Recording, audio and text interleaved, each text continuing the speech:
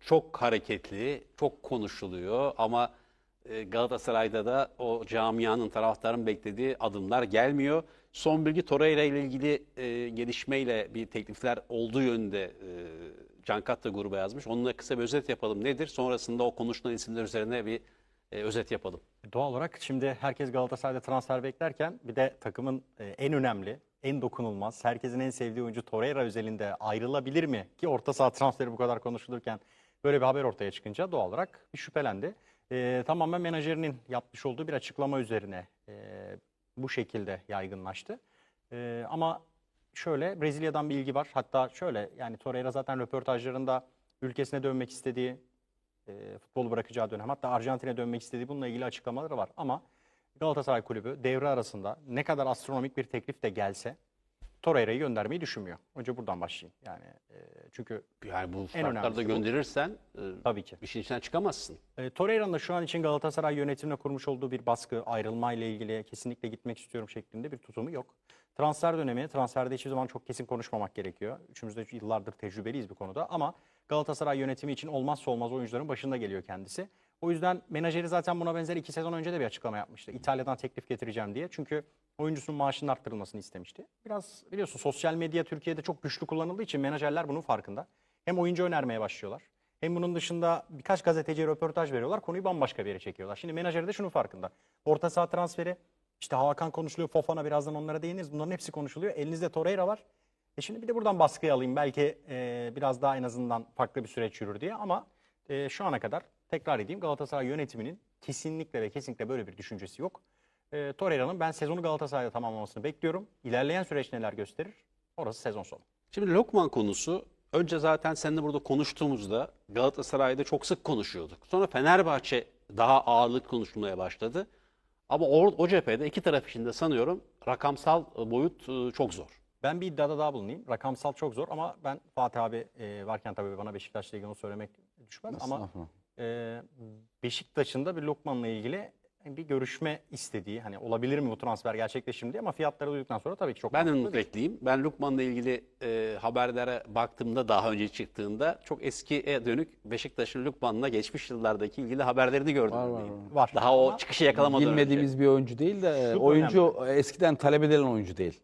Yani şey gibi Amerikan borsası gibi sürekli pardon gümüş gibi sürekli yükseliyor Şu an ya. yükseliyor. O da takımdan ayrılmak istediği için zaten. Ama Beşiktaş'ın da bir ilgisi olduğu söyleniyor. Şimdi geçtiğimiz sezon olsaydı Galatasaray bu transferi tamamlayabilirdi. Geçen sezonki ücretlerle şu ankiler arasında 10-15 milyon eurodan fazla bir rakamsal fark var. Bahsedeyim. Oyuncunun yıllık maliyeti yaklaşık 10 milyon euro. İstenen ücret. Oyuncunun kendi talebi. 8-10 milyon euro barem deniyor ama 10 milyon direkt olarak söyleyeyim. Kulübünün beklentisi de 40 milyonu biraz daha üzerinde. Yani Lukman'ı bugün bonservisiyle kadronuza katmak isterseniz 3 yıllık bir kontratta 60 milyonu geçecek bir bedelden bahsediyoruz. Böyle bir transfere hiçbir yönetici, hiçbir başkan, hiçbir kulüp imza atamaz. Sezon başında Osimhen maliyetini düşündüğümüzde Osimhen, değil mi? Hayır hayır. Hem öyle hem Bütçe olarak. Şimdi şöyle Osimhen'i Avrupa'ya gönderebilirsin. Bunu herkes biliyor. Arabistan'a gönderebilirsin. Lukman kendi takımında problem yaşamış. Yetenekli bir oyuncu ama ne vaat edeceği, bu ödeyeceğiniz bonservisin karşılığında nasıl bir katkı sağlayacağı. Ayrıca Osimhen geldiğinde direkt oynuyor. Lukman transfer ettiğinizde kanadında Barış Alper Yılmaz var. Siz orada yedek kulübesine mi oyuncu arıyorsunuz? 60 milyonluk bir maliyete mi girmeyi düşünüyorsunuz? Hiçbir yönetici bu imzayı atamaz. O zaman şöyle Normal ben olarak. parantez açayım. Barış Alper dedin ya. Şu an zor. Barış Alper sezon sonu ayrılırsa yeni sezon için Lukman belki daha ciddi Bu maliyetlerle Galatasaray almaz. Olmaz Ben diyorsun. konuştuğumda bana gelen bilgi bu maliyetlerle Galatasaray'ın bu transferi tamamlayamayacağı yönünde ki kaldı ki Fenerbahçe daha ciddiydi. Fenerbahçe de bu maliyetlerden dolayı vazgeçiyor. Çok yüksek paralar bunlar. Yani bir kulübün bu kadar soru işareti içeren oyuncuya imza attıracağı ücretler değil. O yüzden Lukman'daki durum bu. Ama Galatasaray bir sol kanat oyuncusu alacak mı? Yani kanat oyuncusu forvet arkasında 10 numara sol sahada oynayan alacak. Burası kesin. Ama öncelik orta saha mı? Evet orta saha. Şimdi oradaki adaylar var. Galatasaray eğer Fenerbahçe maçını kazanmış olsaydı, Süper Kupayı kazanmış olsaydı 21'i 28'ini çok rahat işaret edip kendisine böyle uzun bir süreç olacaktı. Rahat bir şekilde hareket edecekti. Ama Süper Kupayı kazanamamak Fenerbahçe'nin Genduzi'yi şimdi Kante'yi konuşması doğal olarak tabii ki baskı altına aldı. Camiayı da baskı altına aldı. Zaten bir transfer politikası vardı ama bunun öne çekilmesine sebep oldu. O yüzden Galatasaray bir orta saha oyuncusu alacak. Uzun süredir görüşülen mesela Fofana. Şimdi çok konuşuluyor. evet. Milan kulübünden ayrılmak istemiyor. Ben ilk günden itibaren aynı noktadayım. Galatasaray Fofana'yı kadrosuna katmayı düşünüyor. 30 milyon eurolar bahsedilen rakamlar ama yine de satın alma opsiyonu kiralanma şeklinde zorunlu olacağı şeklinde. Galatasaray'ın teklifi bendeki bilgi 5 milyon euro yıllık ücrete kadar çıkabileceği ama Fofana'nın çok daha yüksek bir rakam ve bunun dışında Fofana Milan'dan ayrılmak istemiyor. İkinci durum Türkiye'ye gelmeyi tercih etmiyor. Ha, tabii şimdi bunda olmayınca ne oluyor? Ben diyor uçayım rakamda diyor. Verirlerse de giderim mantığı oluşuyor doğal olarak. Çünkü buna benzer transfer hikayesini hepimiz içinde bulunduk. Çok fazlasıyla yaşadık. Yani direkt gelmem demiyor. Uçuk bir rakam söylüyor. Yani verirlerse buna da gidilir. Evet ama ilk tercih bu değil. O yüzden Fofana transferi bu rakamlarla şu an için mümkün değil. Hakan Çalhanoğlu'na geçeyim. Hakan Çalhanoğlu operasyonu aslında sezon sonu itibariyle Galatasaray'da transferin tamamlanmasını beklediğimiz bir oyuncuydu. Ama devre arasında böyle bir ihtimalde oldu mu Galatasaray bu yoklamayı yaptı. Inter'in beklentisi 20 milyon euronun daha üstünde. Galatasaray'ın da bu transferde ödemeyi düşündüğü rakamlar 15 milyon euroya yakın rakamlar. Ama şimdi aradaki rakam farkı öyle 3-5 milyon değil, çok daha fazla. 2. Inter sözleşme imzalamak için geçen hafta Hakan'la görüşmek istedi. Hakan sözleşmesini uzatmak istemiyor. Opsiyonu devreye sokup sözleşmeyi uzatmak istemiyor. Bu belirleyici noktalardan biri. Ancak şu an için Inter devre arasında takımın en önemli oyuncusunu göndermek istemiyor. Böyle bir bonservis bedelini kabul etmiyor. Daha yüksek bir rakam istiyor. 3. Örneğin orada oynayan Frattesi Galatasaray'da önerilmişti. Şu an İtalya'dan ve bunun dışında İngiltere'den Bournemouth kulübü ilgileniyor ama Hakan'ın 15-20 günlük bir sakatlığı var. Bu sakatlığı sebebiyle oyuncunun İngiltere ya da İtalya içine transferine dahi izin vermediler. Hakan takımın önemli bir parçası olduğu için nasıl geçen sezon son gün gittiğinizde 30 milyon euro istiyor, şimdi de 20 milyon euronun çok üstünde bir rakam istiyor. Eğer geri adım atılmazsa kulüp tarafından bu transferin şu an için tamamlanma ihtimali çok kolay değil. Hakan da buraya gelmek istiyor. Aslında normal zaten bu yeni sezon için düşünülen bir proje değil miydi? Evet, Yani? Çünkü sezon hani sonuydu. bitecek, daha düşük maliyetlere gelecek. Ama biraz işte ihtimalin ortaya çıkması sebebiyle erken alındı. Ben Ama merak çok- eden bir soru var. Müsaade edersen onu Tabii. sormak istiyorum. Bu futbol şube sorusu Abdullah Kavukçu mu oldu? Şu an Sportif AC'de evet transferlerden sorumlu. Daha önce İbrahim Bey vardı arada. Evet. İbrahim Hatipoğlu. İbrahim Bey'le de birkaç kez karşılaştım cenazelerde. Çok sakin bir isim. Yayınlarda da izledim falan. Çok yapıcı bir dönemi var ama son dönemde Abdullah Kavukçu'nun olduğu bir tartışma ortamı izliyorum. Özellikle Galatasaray sosyal medyasının arasında çok restleşmeler var. İşte bir taraftan Ultra Hasan'ın açıklamaları var. Bunlar tabii dikkat edilecek şeyler. Çünkü hepsi bir değer, hepsi bir şey. Galatasaray eskiden böyle tek yürek olurdu vesaire ama şimdi gazeteciler ya da sosyal medyacılar bile işte birisi çok savunurken işte sen 40 yıllık bir duruş sergilerken öbür taraf karşı saldırıyor. Ne oluyor? Yani bir de şimdi menajer paylarıyla ilgili şeyler var. İşte Galatasaray adına yapan Garde miydi? Evet. Garde ile ilgili birçok şeyler var. Yani böyle hani belki ulusal medyaya çok yansımadı ama benim dikkatimi çekti. Birkaç gündür ona bakıyorum. Acayip şeyler oluyor yani ne oluyor? Yani Abi böyle şimdi şöyle. iç muhalefet mi başladı? İç muhalefet aslında şöyle. Şimdi Ne taraftarın oldu? tepkisi Gazeteciler ne oluyor. oldu böyle Galatasaray savunsalar anlarım haklı olarak. Yani dersiniz ki Galatasaray kimse yok ama Galatasaray'ın değerleri falan ama yani yönetici de bir yönetici öbür gazeteci öbürünü destek şey gibi oldu. Böyle kendi içinde bir pimpon maçı falan oluyor. Ne oluyor Galatasaray? Taraftarın tepkisi olsa zaten taraftar tepkisine kimse bir karşılık veremez. Taraftar ne düşünüyorsa onu söyler ki son haftalarda zaten bir çıkış gösterdi. Bunun sebebi aslında son dönemde adliyede yaşanan işte Galatasaray yönetimi Erden Timur süreci oralara kadar gelmişken o bardaktaki son damlaydı. Bence taraftarın asıl rahatsız olduğu konu son dönemlerde Galatasaray'ın içinde bulunduğu durum. Sayın Başkan'ın federasyon başkanıyla yaşadığı süreç ardından federasyona gitmesi, gittiğinde o toplantının ardından Galatasaray'ın kazanımı olarak herhangi bir kazanımdan kastım da şu kötü yönetiliyorsa bununla ilgili bir ceza mı devreye girecek? Bununla ilgili başkanın istediği, Galatasaray'ın istediği reaksiyonun federasyon tarafından alınmamış olması. Daha önce Galatasaray'a verilen cezalar, hakemlerin yönetimleri, biliyorsunuz burada hani TRT Spor ekranlarında Sayın İbrahim Hacı Osmanoğlu'nun röportajında Okan Hoca'nın burada sen de vardın abi, bir hakemle ilgili yaptığı açıklama sonrası tekrar o hakemin verilmesini demiyorum ama kullanılan dil, üslup. Bunların üzerine tabii ki artık birike bu noktaya kadar geldi. Ama gazeteciler özelinde şimdi hani ben arkadaşlarımı da çok iyi tanıyorum. Birçok arkadaşımla hepsiyle neredeyse beraber çalışıyorum. Şöyle sosyal medyada böyle isimsiz hesaplarla Galatasaray'da son yıllarda enteresan bir durum yaşanıyor. Erdem Bey döneminde de Bir yaşandı. yönlendirme değil mi? Bir algı. İbrahim Bey döneminde de yaşandı. Şu an Abdullah Bey döneminde de yaşanıyor. Enteresan şekilde sosyal medyada bu, umarım devletimiz tabii ki hepimizden çok iyi bilir. Bu konuda bir adım atar ama isim cisim bu hesapların artık insanların TC kimlikle beraber bunları belirtmeleri gerekiyor. Çünkü bir insanla ilgili çok çabuk bir yalan ortaya atılıyor. Bu uzun yıllardır var sosyal medyada. Bizlere de yapılıyor, gazetecilere de. Ve buradan devam ediyor. Şu an sosyal medyada buna benzer bir durum var. Uçak şuraya gitti, uçak buraya gitti, buraya gidecek. Oyuncu için şu rakam teklif edilmiş, olmuyor. O yönetici bunu alamadı. İbrahim Bey döneminde zaten zirveye ulaşmıştı. Şu an Abdullah Bey döneminde de aynı zirveye ulaşıyor. Bu Erdem Bey döneminde Erdem Bey'e de yapılmıştı bir ara. İnanılmaz bir durum, itibar suikastine doğru gitmeye başlıyor. Bak bu çok tehlikeli bir durum. Kulüplere çok zarar veriyor ve insanlar şunun farkında değil. Şu an Avrupa'daki menajerlerin birçoğu Türkiye'deki etkileşimin farkında olduğu için, bu baskıyı kurabileceği için bazı gazeteciler üzerinden, bunu Galatasaray özelinde bahsetmiyorum, bazı gazeteciler üzerinden, bazı sosyal medya hani figürleri üzerinden bunları yürütmeye çalışıyorlar. Bu çok basit. Şöyle söyleyeyim, Galatasaray'a şu an önerilen o kadar çok oyuncu var ki. Çünkü menajerler biliyor Galatasaray'ın orta saha ihtiyacı var. Sevgili Taraftarın Kutlu, baskısı var. haklısın ama mesela Fenerbahçe Galatasaray arasında sosyal medya çarpışmalar olur. Beşiktaş girer Sen devreye. diyorsun ki içeride bu yani. Hayır, bu Camia Galatasaray içerisinde, yani Galatasaray'dan emin olduğum gazeteciler var. İşte sosyal medya birbirlerine, yöneticiler üzerinden acayip böyle bir saflaşma görüyorum. Bir de şunu söylemek benim boynumun borcu, her zaman söylüyorum. Bunu Beşiktaş'ta da söyledim, Fener için de söyledim, Galatasaray bütün kulüpler için söylüyorum. Kayıt dışı önem veriyorum ama yani biz futbolcuların analizlerini yaparken, değerlendirmeler yaparken, başarı kıstasını belirlerken şuna dikkat etmemiz lazım. Ya menajerler ne kazanıyor? Arkadaşlar, ben gazeteci olarak ya da bir taraftar olarak, herkesin de bu hakkı var yani. Bu menajerlere ne ödeniyor? Mesela Şimdi ben o yüzden özür bahsedeyim diliyorum, abi sana. Beşiktaş'taki transferlerden hangi menajer hangi transferden ne kadar kazandı, bunu resmi olarak öğrenmek istiyorum. Abi ben çok basit bir örnek Fenerbahçe'de, vereyim. özür diliyorum, Fenerbahçe'de hangi menajer hangi transferden ne kadar kazandı, Fenerbahçe bir yılda hangi menajere ne ödedi, bunu öğrenmek istiyorum. Ve Galatasaray, bu tartışmaların göbeği var. Yani şu anda sosyal medyaya düştü artık. Galatasaray'da hangi menajer kimin eliyle ne kadar para kazanıyor? Bu işte futbolcuların anlaşmalarında Osimhen olsun, Icardi olsun, bu transferlerden hangi menajer ne kadar kazandı? İçeri dışarı, yerli yabancı hiç fark etmez.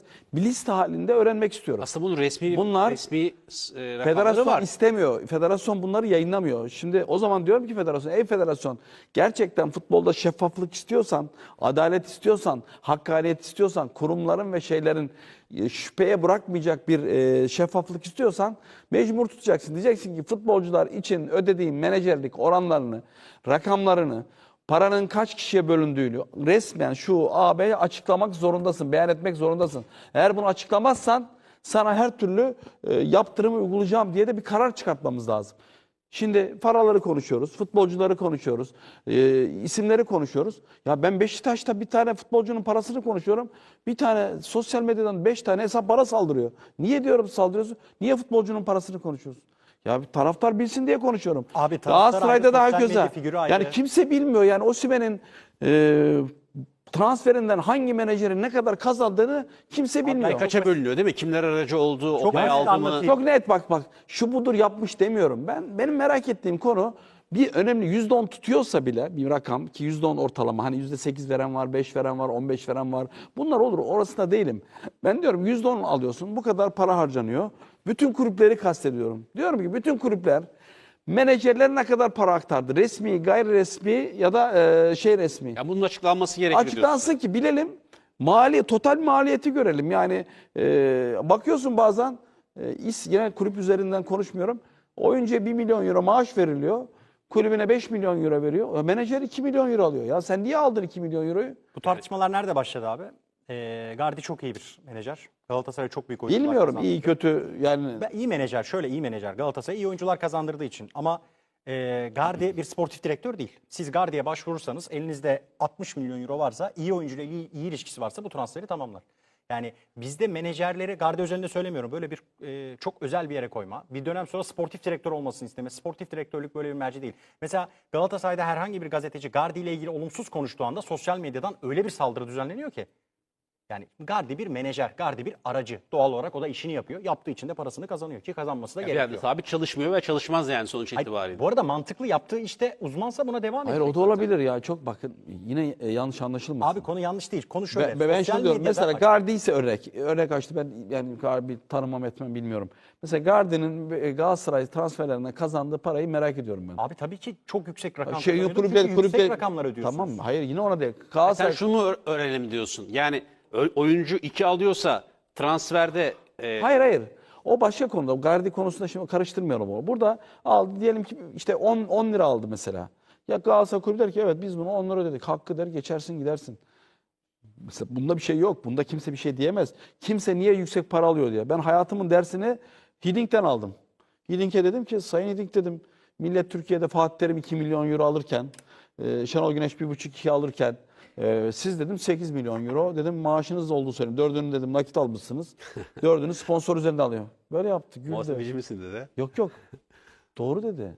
Yani rakamı söyleme de benim ederim bu dedi. Yani kimsenin başına bu parayı almak için silah dayamadım dedi. Verdiler aldım, hak Şimdi, ettim, ver, aldım. şimdi adam bu bir ders veriyor. Yani bizim için işte biz Fatih Terim'i buraya koyuyoruz. Şenol Güneş'i buraya koyuyoruz. Diyoruz ki ya bunlar bu parayı alıyorsa Hidding'de 8 milyon verilir mi? Yani 2010 yılından bahsediyorum. Ama doğru, adam o günkü piyasa değerlerinin onu verilmiş. Adam dedim ki ben ona bakmıyorum. Kimin ne aldığına bakmıyorum ama ben diyorum ki Galatasaray taraftarı, Fenerbahçe taraftarı, Beşiktaş taraftarı, şeffaf Trabzon olsun. taraftarı bir menajerlere ne ödediğini, bak bu bir suistimal vardır yok diyor. Bilmek zorunda. Bilirse gerçek taraftar doğru sorgulama yapar. Evet. Bunu anlatmaya Şimdi çalışıyorum. son bölüme giriyoruz. Birazdan Trabzonspor'da da transfer konusunda konuşacağımız konular var. Son olarak Galatasaray'da sence Kutlu şu an en yakında olabilecek transfer İsimler ihtimali var, kim? bahsedeyim onlardan. Hakan Çalhanoğlu için durum bu. 17K Galatasaray'ın 2 sezondur listesinde olan bir oyuncu. Şu an transferinin tamamlanma ihtimali diğerlerine göre daha kolay. Yaklaşık 15 milyon eurodan daha az. 12-13 milyon euro civarında ama Galatasaray daha iyi bir oyuncu almak için onu da bekletiyor. Siz beklentileri Fabian Ruiz'lerle, Bernardo Silva'larla başlatınca doğal olarak bu süreçten sonra 17K ismi konuşulduğunda taraftar reaksiyon gösterir. Fatih abinin bahsettiği menajer konusuna gelince eğer sosyal medyayı bu kadar kulüpler ciddiye almaya başlarlarsa menajerler de onun farkına varıp oradan dediğim gibi bazı sosyal medya figürleri üzerinden kulüpleri baskı altına almaya Bir kulüp başkanından mesaj geldi. Hepinize selam var. Diyor ki yasal olarak maksimum 6.25 diyor. O dedim ya, bir rakam, resmi bir Özür rakam dilerim. var yani. 6.25 de onda da çalışanlar var. O yüzden mesela bunun üzerinden de şey yapabiliriz. Kime ne ödendiğini. İki, Gardi ile ilgili bir tane oyuncusu yok. Gardi aracı diyor, menajer değil Aracı diyor. menajer zaten onu söylüyorum abi. Menajer Siz bu oyuncuya değil diyor. gitmek istiyorsanız Aracı değil, aracı diyor, menajer değil diyor. O yüzden Gardi'nin aldığı menajer bütçe 6.5'la da sınırlandırılamaz. Belki de yüksek de alabilirim. Yani bu da bir soru işareti. Ama işte bir aracıya ne başvuruyorsanız kadar çalışma verilmeli? yöntemi bu. Çok Hayır hayır. basit. Onu da mesela şöyle, Gardi'nin diyebilir ki, Hiddik'ten örnek verdim, haklısın. Gardi'ye verilen para menajerde değil, aracıya pekala Galatasaray aracıdır, iş bitiriyordur. Galatasaray yönetimi de buna duygun görmüştür, onunla çalışmayı ya da yönetimleri.